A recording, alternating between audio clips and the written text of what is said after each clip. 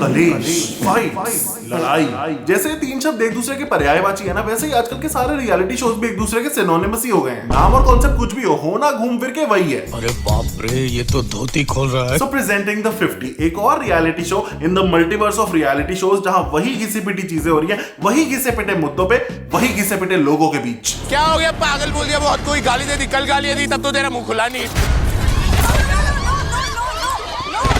वाह क्या एक्टिंग कर रहा है। ऑनेस्टली प्रोमो देख के तो मुझे यही लगा था कि सारी गलती रजत की होने वाली है बिकॉज ऑफ ट्रैक रिकॉर्ड, लेकिन आजकल ये दिग्विजय को भी बहुत मजा आता है पंगे लेने में। लगता है अपने रोडीज के gang leader, respected sir, mister iconic winner of 5 reality shows Prince Narula ji से सीख रहा है। हार गया ना पिछले शो में, तो क्या हार गया है ना? हो गया तो क्या हो गया? हो गया तो क्या हो गया? यहाँ खड़ा हूँ ना, देख भाई प्रिंस, सीधी बात इतनी है, यहाँ गर्मी मत दिखाइयो, मेरे को भी मत दिखाइयो, यहाँ गर्मी मत दिखाइयो। अगर आप भी यही सोचो कि ये सस्ता बिग बॉस लग रहा है, तो trust me, you are not the only one. तेरे को बोलती है फाड़ के रख देगी, तेरी बाल खींच के ना घुमाऊंगी। डेफिनेटली सस्ता बिग बॉस। दम नहीं है क्या बाहर जाके कमाने का?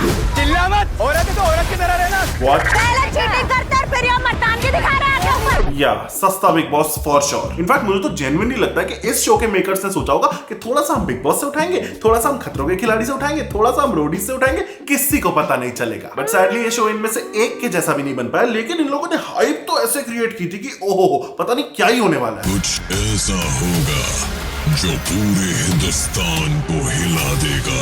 पूरे हिंदुस्तान को छोड़ो भाई, तुम तो मेरे पिछवाड़े को भी नहीं हिला पाए।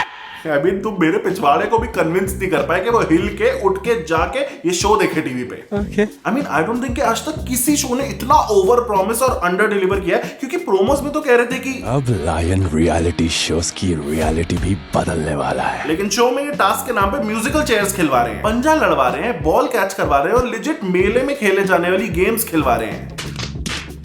I mean seriously, what the hell is this shit? आपको बलून हवा में रखना है, भूख मार मार के 5 मिनट के लिए। ओ भाई क्या रियलिटी चेंज की है रियलिटी शोज की। Oh my God. ऑल्सो ये इतने से टास्क पे मोनालिसा का ये क्यों शुरू हो गया बे? इसी बात पे ना इन्हें वापस जाके एक भोजपुरी गाना करना चाहिए, मोना करे रोना धोना फॉर हर बाबू सोना।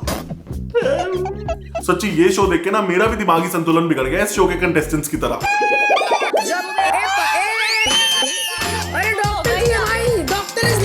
लेट मी रिमाइंड यू कि अभी शो शुरू हुए सिर्फ 1 हफ्ता हुआ है और यहाँ पे तो बिग बॉस वाला सीन भी नहीं है कि इन्हें खाना नहीं मिलता या इन्हें फोन चलाने को नहीं मिलता, तो इनका ये हाल है। तो क्या हुआ? तो क्या हुआ? तो क्या हुआ? तो क्या हुआ? हाँ शी तू छोटे छोटे कपड़े पहन के मेरे बॉयफ्रेंड को छुई, वो शी नहीं है? कसम से यार, एक ही निक्की की बात है और दूसरी इसकी आवाज, दोनों ही नहीं झेली जाती।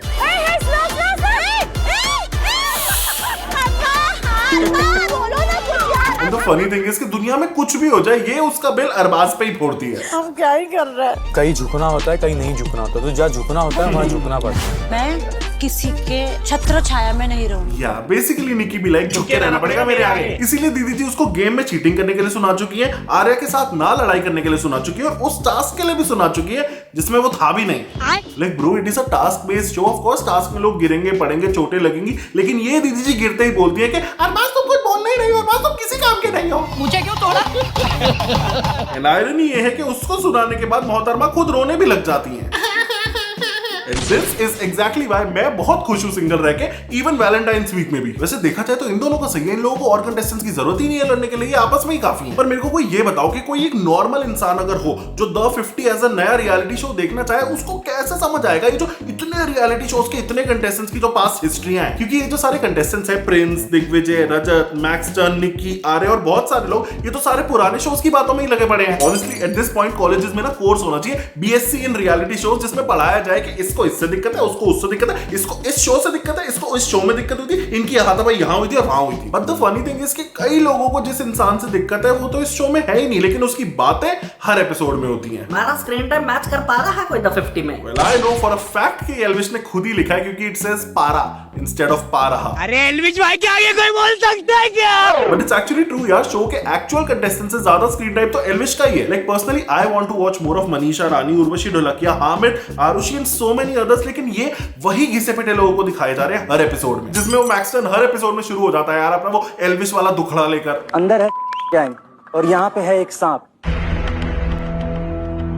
मैं नहीं चाहता गैंग अपने मालिक को पिलाए, फिर उसका मालिक जाके बाहर 4-5 रियलिटी शो में बकेती करे, तो उसने मैक्सटन के थप्पड़ मार के फॉलोअर्स बढ़ाए। की बात कर रहा है? वो घोड़ा मेरे क्या फॉलोअर्स बढ़ाएगा, उसके खुद के दोस्तों के 1 मिलियन नहीं। अरे कहना क्या चाहते हो, पॉइंट पे आओ ना सर। जिस दिन सामने आएगा चाटा खा के जाएगा, ये मेरी बात सामने रखे।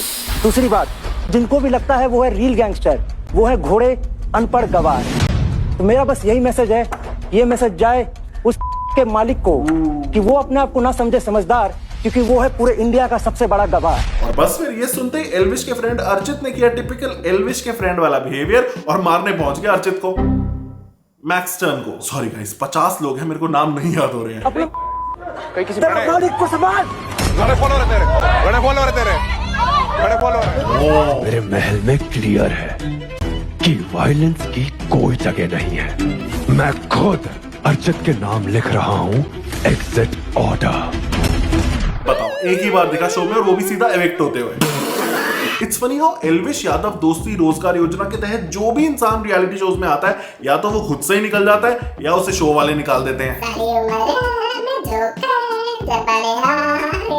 लेकिन देखो, इस बंदे ने सही किया या नहीं किया, या पहले एल्विश ने सही किया था या नहीं किया था, that is for you to decide. But what I feel is कि मैक्सटन ने कंट्रोवर्सी ना अपनी पूरी पर्सनालिटी बना ली है। बात तो सही है। लाइक ब्रो, मैंने उस बंदे को पूरे शो में कोई और टॉपिक पे बात करते हुए देखा ही नहीं है। बिसाइड्स दैट वन टाइम जब उसकी चड्डी खो गई थी और फिर चाहत ने फैजू को बोल के उसको एक चड्डी दिलाई। क्या बोला तूने?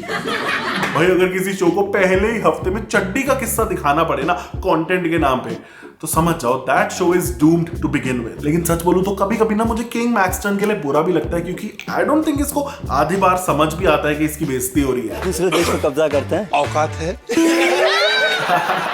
मैं आपको बुलाऊंगी पौने देवगन जी। रिएक्ट नहीं करना है, ये बेइज्जती है। और वो भी बेइज्जती थी जब योविका ने पूछा था कि आप वही हो ना जिसे एल्विश ने पीटा था, and Maxton proudly said yes. What? Honestly I think show में बस एक ही इंसान और है जिसकी इज्जत मैक्सटन से भी कम है, and that is the lion himself. भाई, शो के होस्ट होने चाहिए सलमान खान और अमिताभ बच्चन जी जैसे, जिनकी लोग रिस्पेक्ट तो करें। यहाँ तो लायन की सब बचा के चले जाते हैं। गजब बेइज्जती है। एक तो टास्क चल रहा होता है, बेचारा पूरे टाइम खड़ा रहता है, कोई एक कुर्सी तक लाके नहीं देता उसको। ऊपर से सेव होने वाली टिकट्स भी बेचारा ऐसे हाथ से उड़ा के उछल के फेंक रहा होता है, उसको कोई 500 रुपए वाली वो गन भी लाके नहीं देता। और जब ये टिकट्स बांट रहा होता है तो हमारे देश के टॉप सेलिब्रिटीज कुछ ऐसे लड़ रहे होते हैं उन टिकट्स के लिए। और भाई साहब की होस्टिंग तो इतनी क्रिंज और कॉर्नी है कि मैं क्या ही बताऊं। प्लेयर, अगर आपकी स्टिक ट्रैक को टच हुई तो शॉक लगा। यार कलर्स वालों, माना कि तुम लोगों को करोड़ों रुपए बचाने थे सलमान खान को ना लाके, लेकिन कम से कम रणविजय सिंह या करण कुंद्रा को ही ले आते, बिकॉज इससे ना हो पाएगा। सॉरी। फ्रैंकली इस लायन की बातें बहुत ही लेम और फोर्स्ड होने वाली है, ये तो मैं प्रोमोस देख के ही समझ गया था। अजय, कभी हंस भी लिया करो। अबे साले। आई गेस एक पॉइंट पे तो हम सबको ही लगा था कि अजय देवगन ही लायन होने वाले हैं, लेकिन नहीं, we don't get Ajay Devgan, we only get पौना देवगन। वैसे स्पीकिंग ऑफ प्रोमोज, कुछ लोगों ने तो प्रोमोज में ही हगना शुरू कर दिया था। लाइक इस रील को ही देख लो जिसमें पूछा गया था कि आप शो में कौन सी एक चीज लेके आने वाले हो, and a lot of people said मैं कॉन्फिडेंस लाऊंगा, किसी ने कहा मैं फाइट्स लाऊंगी, बट दीस पीपल, इन्होंने ये कहा, I bring my smile first और उसके बाद गेम। तो भाई ये बात भी थोड़ा स्माइल करके बोल लेता। गुंडागर्दी, केओस, ऑफ कोर्स। लड्डू, है बेशर्मी, मैं अपने आप को लेके आ रहा हूँ। लगता है प्रिंस भाई बताना भूल गए कि प्रोमो में क्या बोल रहा है, वरना सिवेद कुछ बहुत तगड़ा बोलता। और लगता है प्रिंस भाई ये भी बताना भूल गए कि सिवेद फ्लर्ट अपनी एज की लड़कियों के साथ करा जाता है, अपने से 15 साल बड़ी महिलाओं के साथ नहीं, जिन्होंने एसआरके की माँ का रोल किया हो जवान में। Such a cute girl she is.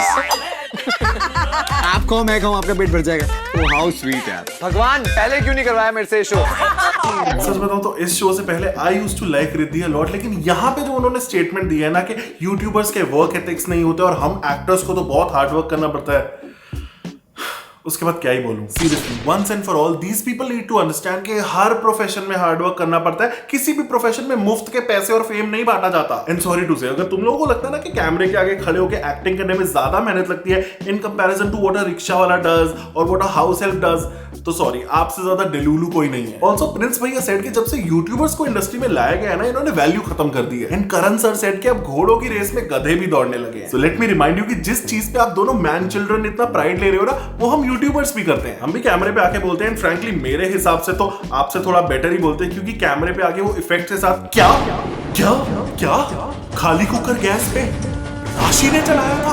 या ये करके आधा घंटा एपिसोड खींचना बहुत आसान है, लेकिन एक्चुअल में ऑडियंस से इंटरेक्ट करके उनको एंटरटेन करना वो थोड़ा मुश्किल है। ऑल्सो फन फैक्ट, आप लोग बस आते हो, कैमरे पे बोलते हो और घर चले जाते हो। हम यूट्यूबर्स टॉपिक ढूंढते हैं, उस पे इन्फॉर्मेशन गैदर करते हैं, स्टोरी बोर्डिंग करते हैं, उसकी स्क्रिप्ट लिखते हैं, फिर उसे रिकॉर्ड भी करना होता है, जिसमें बाय द वे लाइटिंग भी मैंने खुद सेट करी है, ऑडियो भी मैंने खुद सेट करी है, सब कुछ। ये ट्राइपॉड वाइपॉड मुझे खुद लगाना पड़ता है, मेरे आसपास चमचे नहीं घूमते मेरे, unless you count my sister, then वो फिर हम आपस में एक दूसरे के चमचे बन जाते हैं कभी कभी। फिर उस वीडियो को एडिट करना होता है, उसका थंबनेल बनाना होता है, जो कि by the way graphic designing और वीडियो एडिटिंग बहुत ही अलग फील्ड्स हैं, वो भी we do on our own. And then हमें उसकी डिजिटल मार्केटिंग और एसईओ भी खुद ही संभालनी पड़ती है, मतलब जितनी आती होती है। सो या द नेक्स्ट टाइम से घोड़ों के रेस में गधे भी दौड़ेंगे, मेक श्योर यू नो कि कौन घोड़ा है और कौन गधा।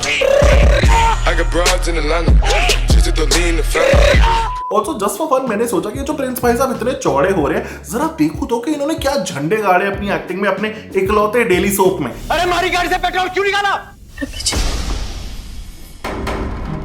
अरे तू यही चाहती थी ना कि मैं सारा दिन तेरे पास बैठा रहूं? Well, that's very sweet. इसलिए तूने हमारी गाड़ी से पेट्रोल निकाला। गाइस चलो साथ में बोलते हैं, वाह क्या एक्टिंग कर रहा है। And I rest my case.